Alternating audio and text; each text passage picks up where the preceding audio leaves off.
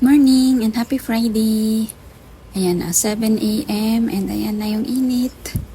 Ayan na naman yung init. And ngayon guys, ayan, tignan nyo naman. Parang tuwing pagising ko, may bumubulaga sa akin.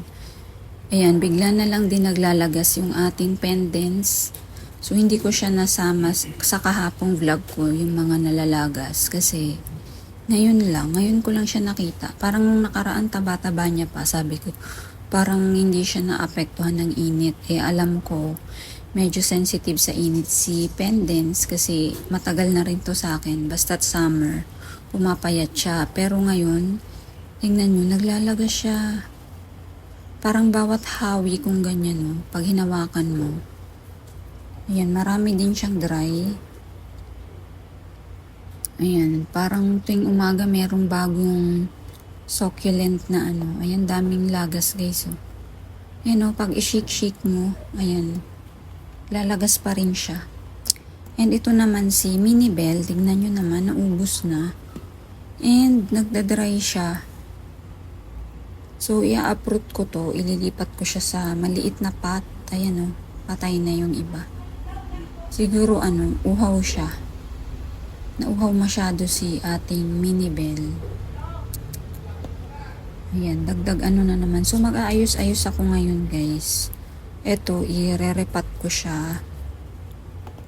Ayan, magre-repat-repat ako ng mga kailangang i-repat. Tingnan natin sa labas. Kasi nagpipainting kami, nagpintura kami ng wall. Ayan, gagawin na natin gray yung ating wall dito.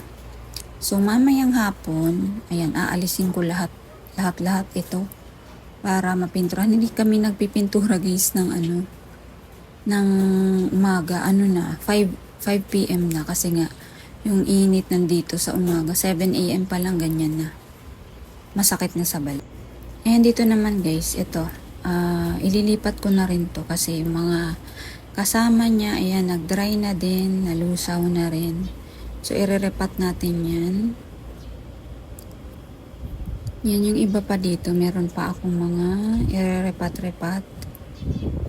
Yan, hangin-hangin. Masarap pa naman yung hangin pag 6. Eto, hindi pa. Medyo okay pa naman sila dyan. Ito kasi yung partner ng kabilang dulo. Yan, nagtatanggal-tanggal din ako ng dry leaves kanina. Yan Teka, alisin ko to. Ito, ire-repat. Alisin ko rin yung Mendoza ko. Tsaka ito, siguro ilagay ko muna to sa loob. Kasi alisin ko yung kanyang mga dry leaves. Si Nana Hukumini, hindi niya talaga bet ang summer. Pang bare months lang yan. May Ellen pa dun, ayun. Ayusin ko rin yan. Ayan. Ay, grabe talaga yung El Nino ngayon. Natamaan talaga ang ating mga succulents. Dalhin ko na nga to. So, ayan na guys. Tingnan nyo. Ang dami kong natanggal na dry leaves sa ating blue rose. Ito si blue rose. And gusto ko siya i-repat. Parang ang laki pala ng pot niya. Ito dito ko siya lalagay. Pag naalis na natin tong ating Mendoza. Ito guys, mixed to with Joyce Tolok. Pero lahat ng Joyce Tolok is wala na. Nag-dry na lahat ng Joyce Tolok, kaya lilinisin ko. Ito naman yung Ellen ko na cuttings. And ayan, dito ko sila lalagay. Ito, i-uproot ko rin to para matanggal yung kanyang mga dry leaves. Yan, sana ma-survive nyo pa.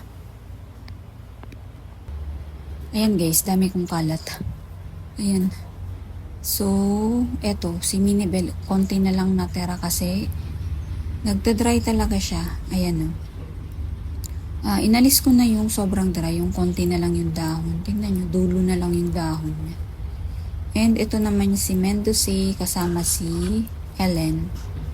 So, yan, isabit ko na lang. Pero parang malaki yung pot ni Ellen. Palitan ko na lang mamaya ang ilalagay dyan sa hanging pot.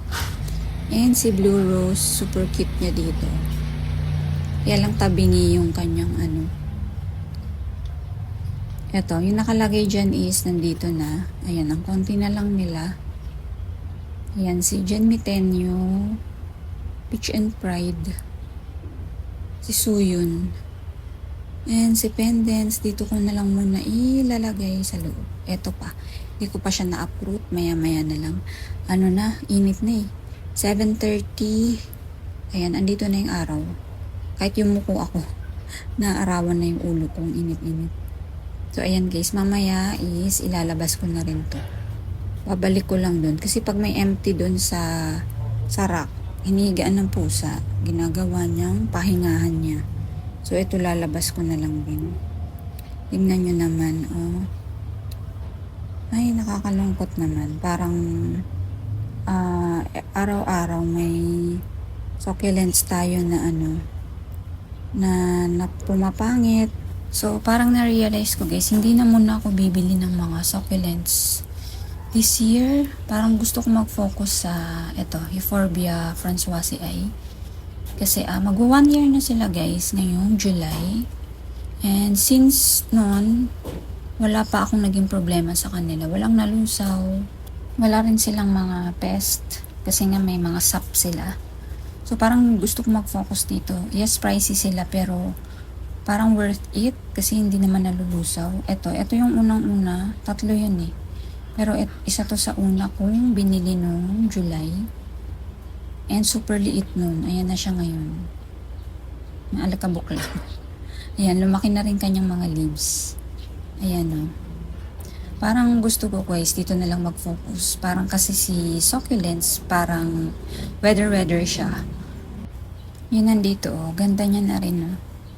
Si succulent kasi pag Burmans lang siya maganda. Pero pag sobrang ulan, sobrang init, ayan, pumapangit na siya. So, parang gusto ko dun ako mag-focus sa plants na all year round is maganda.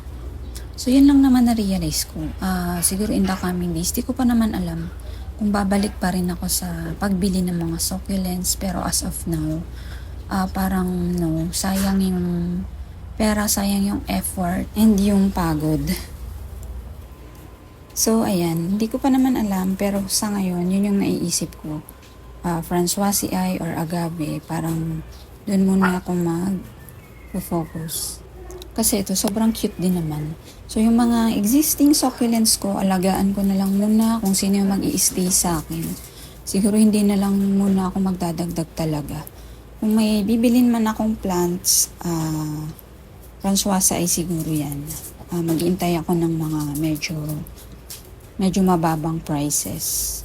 Francoisii or agave.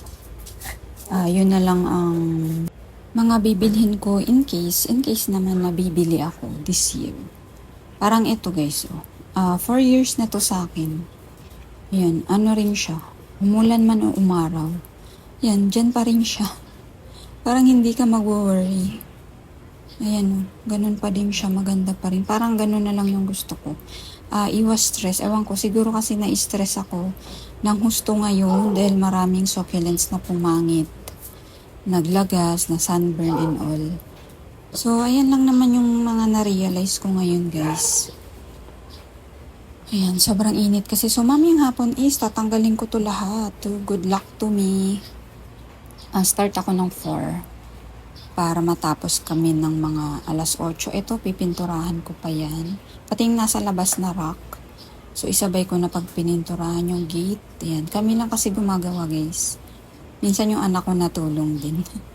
So, ayan guys, ang ating Friday. Happy Friday. And, ingat kayo lagi. Thank you so much for watching. And don't forget to like, share, and subscribe.